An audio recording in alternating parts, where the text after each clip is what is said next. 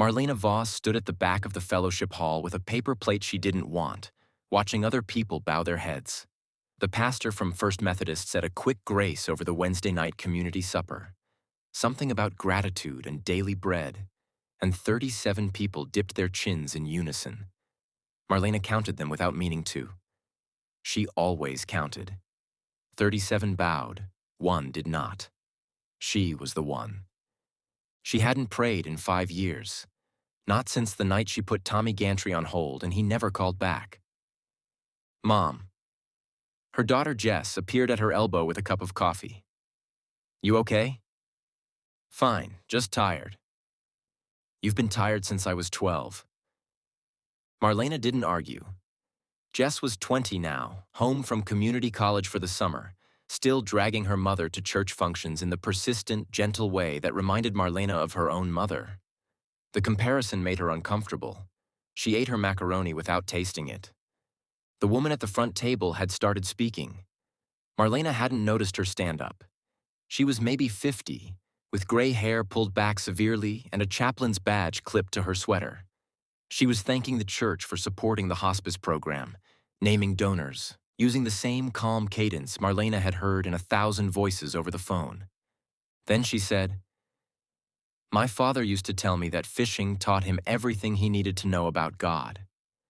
Patience, silence, the willingness to sit with something you couldn't control."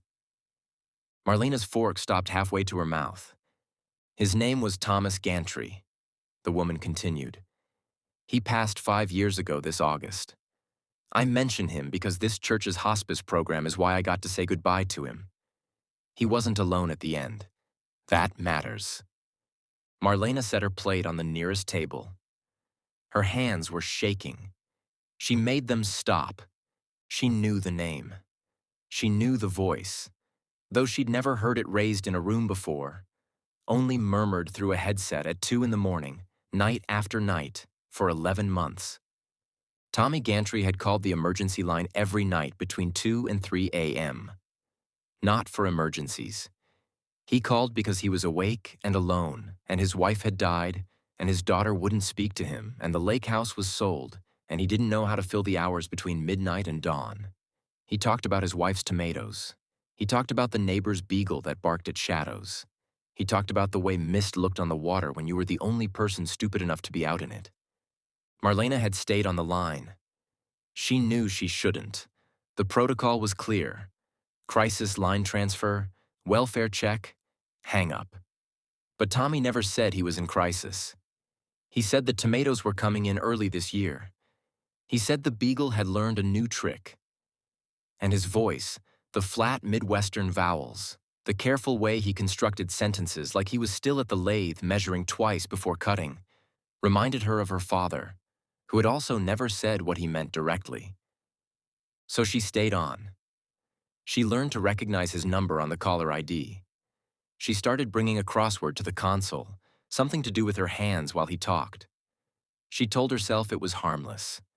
She told herself she was keeping him from calling someone who actually needed the line. Then came the night of August 14th. The interstate pileup. 6 vehicles, a tanker, fire. Every line lit up at once. Marlena had Tommy on hold for 4 minutes while she coordinated ambulances, fire, police, trying to keep a teenage girl conscious who was pinned in her Honda. When she clicked back, the line was dead. She told herself he'd call tomorrow. He always called tomorrow. He didn't. 6 weeks later, she found his obituary online. Thomas Gantry, 67, retired machiner, preceded in death by his wife, Margaret, survived by his daughter, Ruth. No service listed. Donations to the hospice center. Marlena had put him on hold and he had died alone. She didn't pray after that. What was the point? She'd whispered prayers during the pileup, automatic words she hadn't used since childhood, and God had answered by letting Tommy Gantry die in silence while she saved strangers. The math didn't work. She kept doing the job, moved to overnights in a different county, trained new dispatchers. She taught them the rules. She never told them why she knew what breaking them cost. Now Ruth Gantry stood 10 feet away, thanking a church for giving her father something Marlena had failed to. "Mom?" Jess touched her arm. "You're white as a sheet." "That woman," Marlena said. "The chaplain. Do you know her?" "Ruth? She spoke at my college last semester. She's a hospice chaplain. Why?" Marlena didn't answer.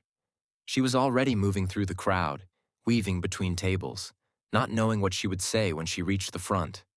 She only knew she couldn't stand there with her uneaten macaroni and her unbowed head, while Tommy Gantry's daughter talked about patience and silence and not being alone. Ruth saw her coming. She had her father's eyes, pale blue, direct. "Can I help you?" "My name is Marlena Voss. I was a 911 dispatcher in Millbrook 5 years ago." The words came out flat, professional, the same tone she used for calls. "Your father used to call, every night, for almost a year." Ruth's expression didn't change. She waited. "I put him on hold one night. There was an accident. I never got back to him. I thought—" Marlena stopped. She had practiced this confession 100 times in her head, driving past the lake, sitting at the console at 3 a.m. Now the words felt small, inadequate. "I thought he died alone because of me, because I broke protocol, because I stayed on with him all those other nights and then I didn't." The fellowship hall had emptied around them, people drifting to the parking lot with their casseroles. Jess hovered near the door, watching. "My father mentioned you," Ruth said quietly. Marlena's breath caught. "He called you the nice lady who listened. He talked about you more than once." Ruth reached into her bag and pulled out a worn envelope. "I found this when I cleaned out his house. I was going to throw it away. Then I thought, maybe she'd want to know." She handed Marlena the envelope. Inside was a single sheet of paper, Tommy's blocky engineer's handwriting. "To the lady on the phone. I know I'm not supposed to call. I know you have real emergencies. But talking to you was the best part of my day. Don't feel bad if you have to hang up. I'm just glad someone answers." Marlena read it twice. The paper blurred. "My father and I were estranged for 15 years, Ruth said. "I called him every Sunday morning for the last 6 months of his life. The night you're talking about, August 14th, I'd spoken to him that morning. He wasn't alone. He wasn't saying goodbye. He was just an old man who liked having someone to talk to." She paused. "You gave him that. For almost a year. Don't let one night take it away." "I stopped praying," Marlena heard herself say. "After. I thought if God was there, he would have let me keep both lines open. The girl in the car and your father. I thought he'd chosen." "I don't think God works like a dispatcher," Ruth said. "I don't think he puts people on hold." Marlena laughed, surprising herself. It came out rough, almost a sob. "I have to go," Ruth said gently. "But Marlena, my father died at home, in his sleep, 6 weeks after that night. Heart failure. The hospice nurse said he talked about fishing right up to the end. He was at peace. That wasn't because of anything you did or didn't do on one phone call. That was because of the whole year before it." She squeezed Marlena's hand and walked away. Marlena stood in the empty fellowship hall with the letter in her hand and her daughter watching from the doorway. 2 weeks later, Marlena sat at the console in the overnight dispatch center, training a new hire named Derek. He was 23, eager, still treating the job like a video game. She watched him handle a call, a domestic dispute, calm and competent. He was learning. At 2:17 a.m., a line lit up with a familiar pattern. Same number, 3 nights running. An elderly man who called to talk about his garden. Derek reached for the transfer button. "Wait," Marlena said. "He's not an emergency." "I know. He's tying up the line." "I know." She leaned over and clicked the headset to active. Sir, this is dispatch. I'm going to stay on with you for a minute. You said something about tomatoes? Derek stared at her. She ignored him. She listened to the old man talk about blight and early frost and his wife's recipe for sauce. She made appropriate noises. She stayed on. When he finally hung up satisfied, Derek said, "That's against protocol." "I know." "Then why?" Marlena didn't answer right away. She waited until Derek took another call, until she was alone with the humming equipment and the blue glow of the monitors.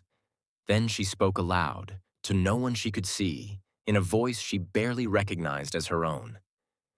"God, I stopped because I thought you stopped. I thought if you were there, you'd have kept him on the line, kept me from putting him on hold, kept the accident from happening. You didn't. I don't know why. But Ruth said her father was at peace, and I don't know if that's you or just luck, or just her needing to believe it. I need to believe something. So I'm here. That's all I have." The monitors hummed. The phone lines waited.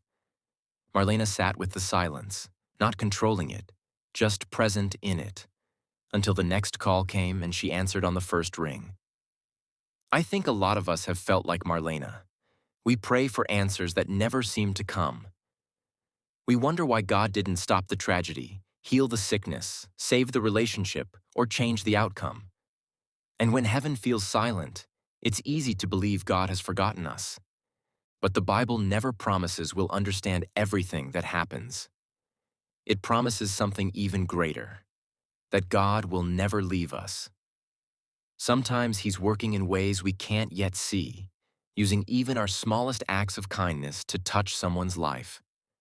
Jesus said, "Whatever you did for one of the least of these brothers and sisters of mine, you did for me." Matthew 25:40. Tommy didn't need someone to solve every problem.